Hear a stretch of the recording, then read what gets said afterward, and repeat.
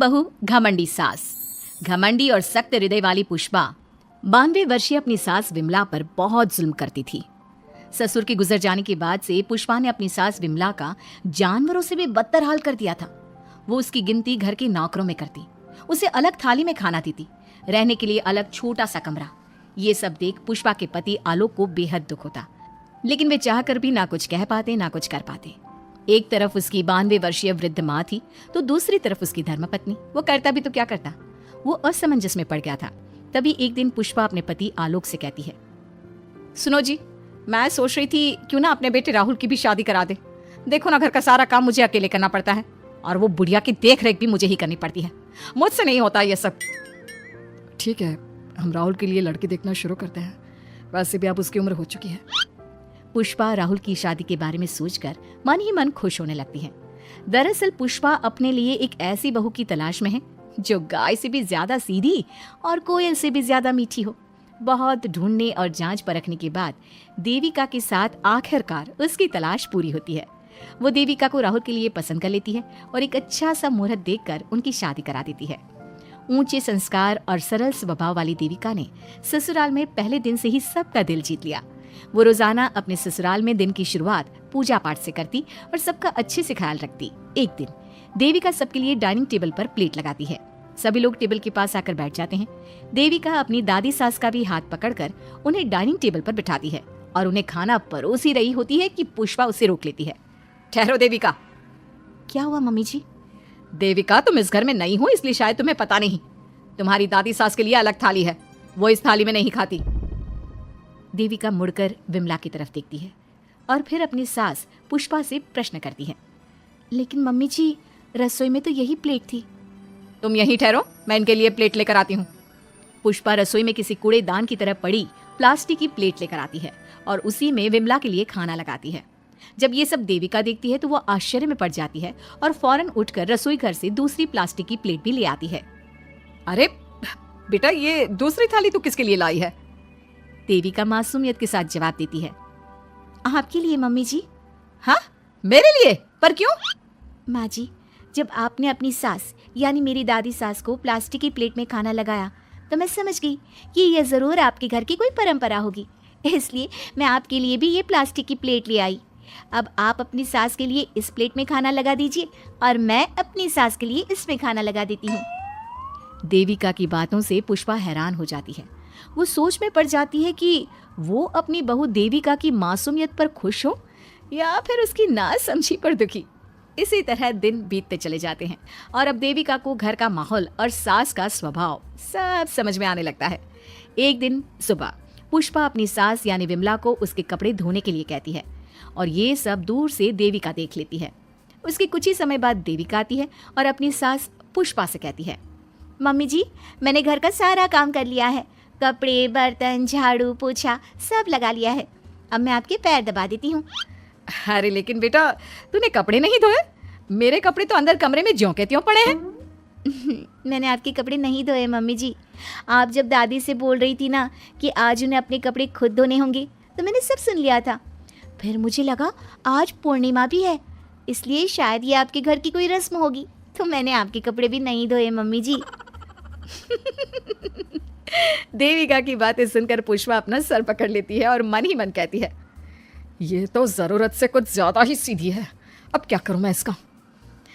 इस बुढ़िया ने मुझे परेशान करके रख दिया है। एक तरफ वो जरूरत से ज्यादा सीधी मेरी बहू जो मेरी हर हरकत को इस घर का रिवाज समझ लेती है, और दूसरी तरफ ये बुढ़िया जो रोज अपना बिस्तर गंदा कर देती है। आए बुढ़िया, अब कौन करेगा ये बिस्तर साफ? बाहर से नौकर बुलाने पड़ेंगे क्या? चल जल्दी से अपना बिस्तर साफ कर, गंद मचा कर रखा है। बहू, तू ऐसा क्यों कहती है? मैंने तेरा क्या बिगाड़ा है? मैंने तो कभी तुझसे ऊंची आवाज में बात तक नहीं की, फिर तू मुझसे इतनी नफरत क्यों करती है? तभी वहां आलोक, देविका और उसका पति आ जाता है।